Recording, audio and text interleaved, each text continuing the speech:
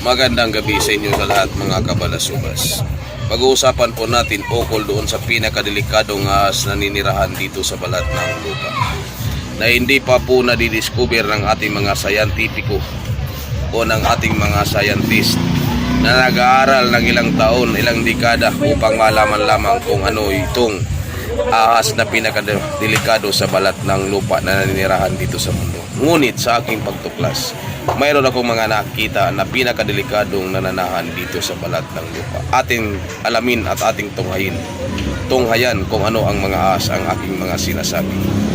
Kaya kung ready na kayo, sundan nyo ako hanggang dulo, mga kabalasubas. Top 10 most dangerous two-footed snakes living here in the Middle East of the Philippines.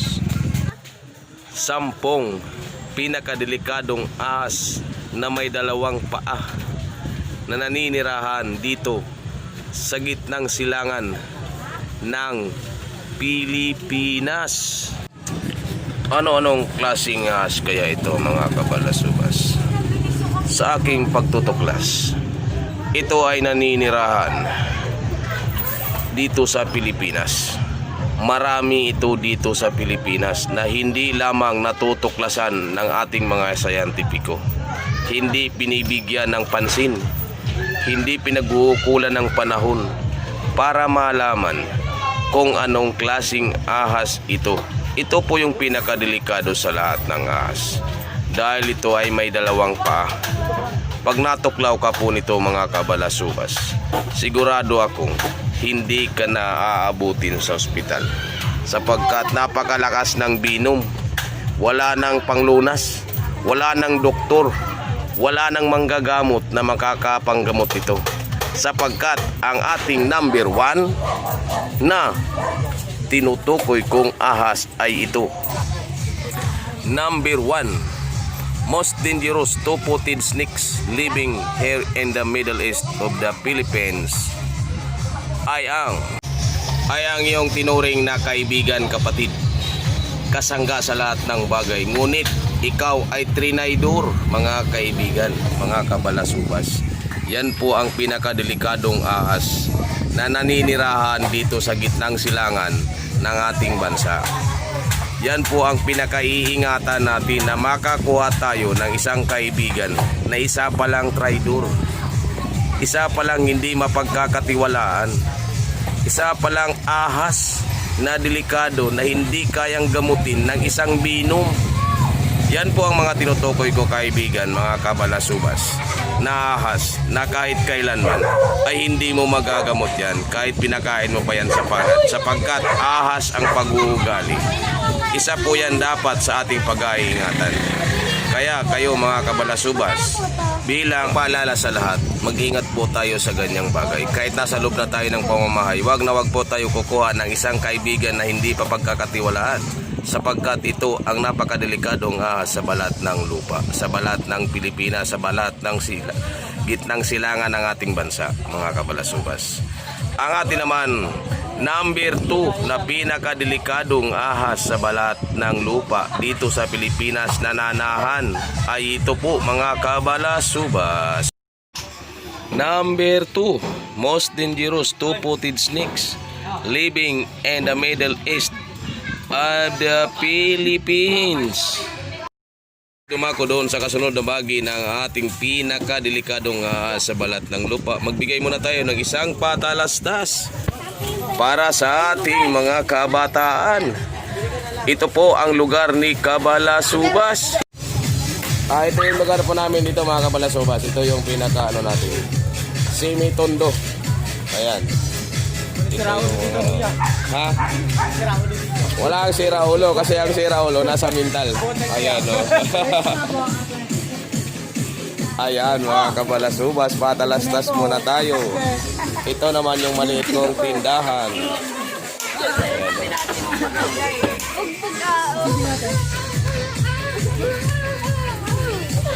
Ayan. Semi-tondo lang dito mga kabalasubas. Pasensya ako! Matutuwa ka pag nandito ka, matutuwa. Ano ba yung kape? Siya muna ang patalastas. Pangalawang nakakahilakbot na ahas na may dalawa ang paa. Ito po yung tinitira ka sa likod. Ibig sabihin po nun, mga kabalasubas, ito po yung mga taong sanga ang dila. Ito po yung mga taong iniiwasan mo. Ito po yung mga taong nanunuklaw habang nakatalikod ka. Kaya mag-ingat ka mga kabalasubas, sapagkat ang ahas na mga ganyan ay delikado. Delikado, matuklaw ka. Kaya mag-ingat ka sa mga sasabihin mo, sapagkat akala mo hindi sasabihin doon sa isinabi mo. Yun pala pag-aawayin kayo mga kabalasubas. Yun po yung pangalawang delikadong ahas na may paa sa gitnang silangan ng Pilipinas. Ito po yung chismosa. Chismosa. Uulitin ko. Chismosa. May sanga ang dila. Mag-ingat po kayo sa mga ganyang klasing tao, sa mga ganyang may ugaling ahas. Kasi pag natuklaw kayo, wala nang gamot. Maaaring mapaaway ka at mahantong sa patayan. Kaya wala nang gamot mga kabalasubas. Mag-ingat po tayo doon sa mga taong may sanga ang dila at ugaling ahas.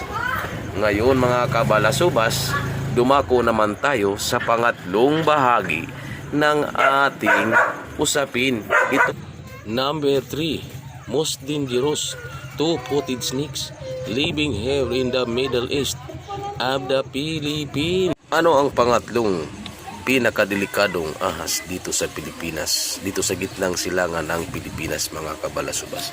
Ito po yung mga taong nakakarinig ng usapin, usap-usapan, ngunit pag sinabi niya doon sa taong napag-usapan, may sobra, minsan kulang. Ito po yung nagkakaroon ng gatungan mga kabalasubas. Kaya kayo, pag mayroon kayong mga sikreto o usapin ukol sa inyong buhay-buhay, mag-ingat po kayo doon sa mga taong ganon. Dahil po ang mga taong ganyan ay maaari maging apoy, maging dahilan ng inyong pagtalo-talo. Number 4, most dangerous two-footed snakes living in the Middle East of the Philippines. Ang ating pang-apat na pinakadelikadong ahas na nilalang sa mundo, ito po yung mga taong mapagkunwari. Mapagkunwari mga kabalasubas. Delikadong nilalang po yan. Yung mga taong mapagkunwari. Pag-aingatan po natin. Huwag po tayong lalapit doon sa mga taong mapagkunwari. Dahil baka akala mo okay na. Yun pala, sa isang idlap lang nilamon ka ng ahas na yan. Kaya mag-ingat po kayo na akala nyo mabait. Yun naman pala ay isang siraulo. Tapos ka mga kabalasubas, kung magtiwala ka sa mga ganyang klaseng tao, mapagkunwari, akala mo mabait, yun naman pala ay isa lamang unyango. Kaya yan po ang ating pang-apat na pinakadelikadong nilalang na ahas sa balat ng lupa, ang mapagkunwari. Kaya hindi po yan kaya ng isang eksperto o isang medisin o isang doktor na tarakan ng isang binom para mahilom ang mga ganyang sakit.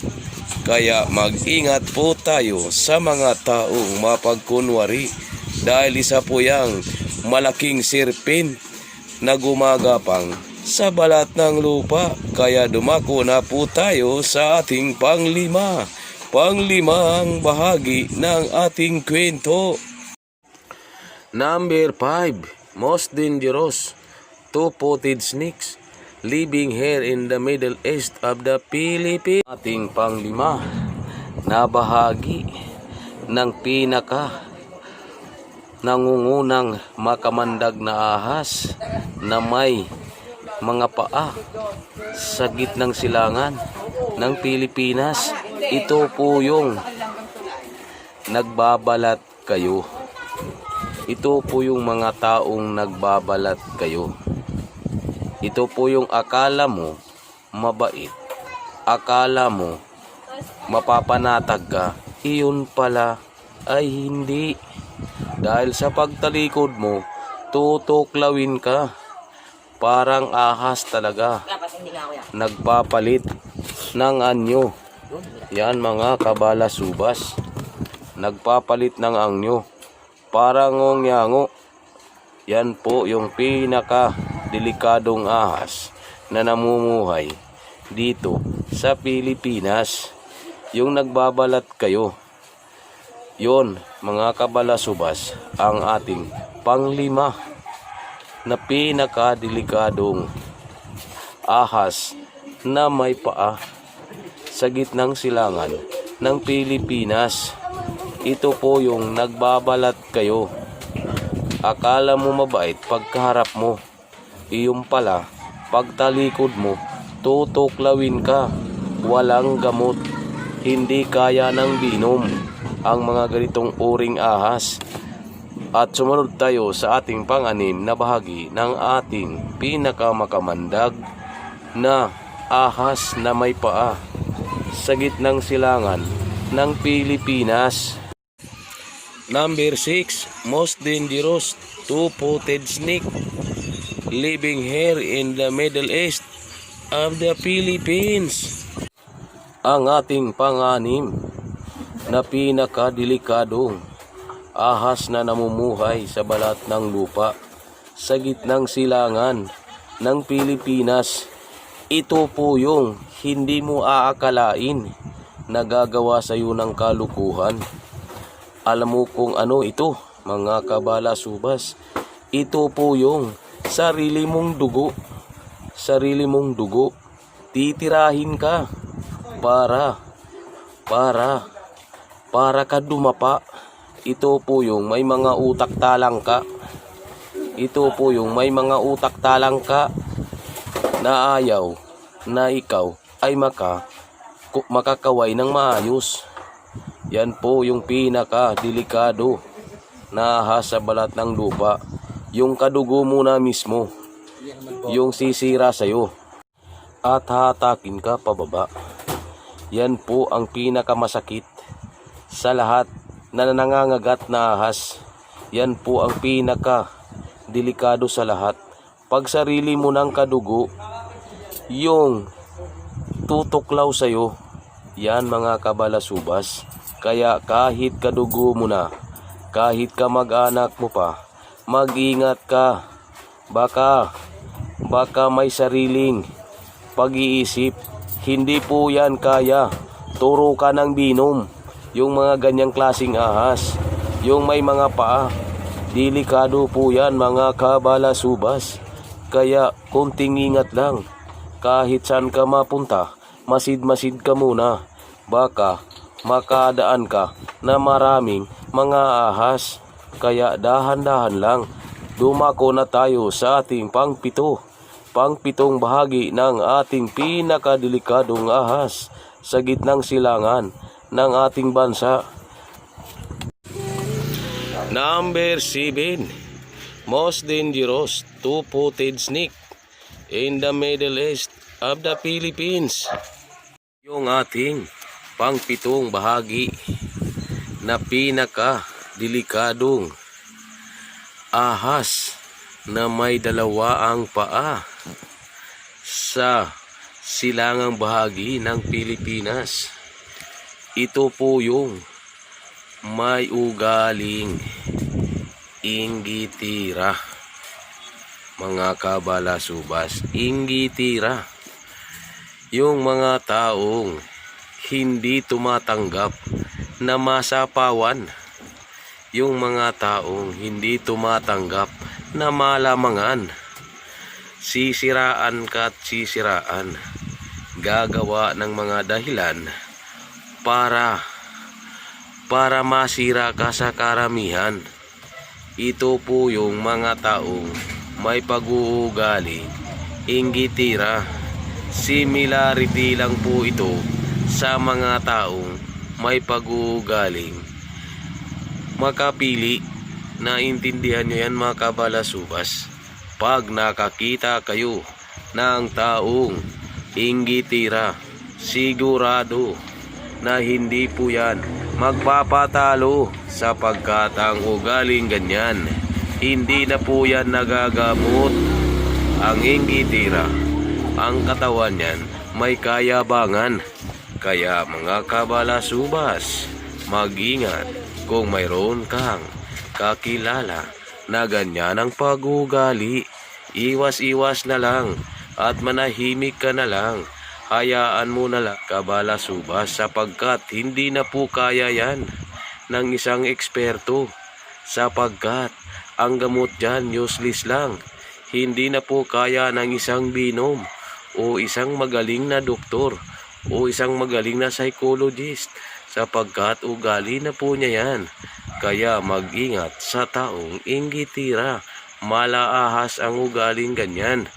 Kaya po, ang ating susunod naman na bahagi ng ating pangwalo na pinakadelikado na ahas na may dalawang paa sa gitnang silangan ng Pilipinas ay ang number 8 most dangerous two-footed snake in the Middle East of the Philippines. Ito po yung pangwalong bahagi ng pinakadelikadong ahas sa balat ng lupa, yung ahas na may dalawang paa sa gitnang silangan ng ating bansa.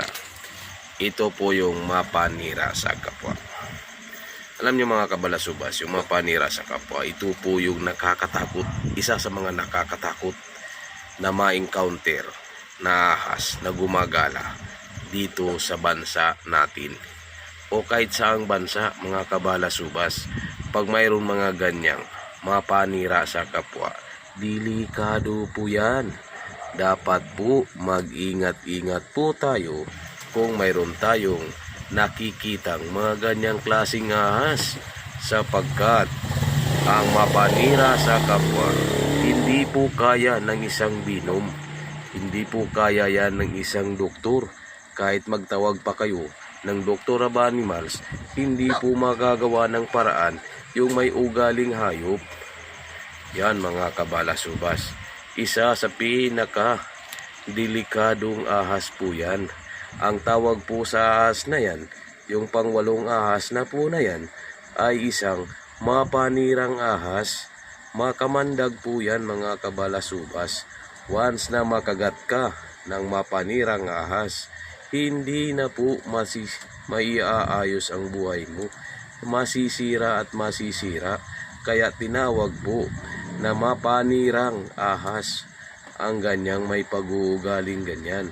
Kaya mag-ingat po tayo sa pangwalong bahagi ng ating kwento. Ito po ang mapanirang ahas. Kaya dumako na po tayo sa ating pangsyam na bahagi ng ating usapin. Number 9 most dangerous two-footed snake in the Middle East of the Philippines. Ito ang ating pangsyam na bahagi na pinakamakamandag na ahas sa balat ng lupa.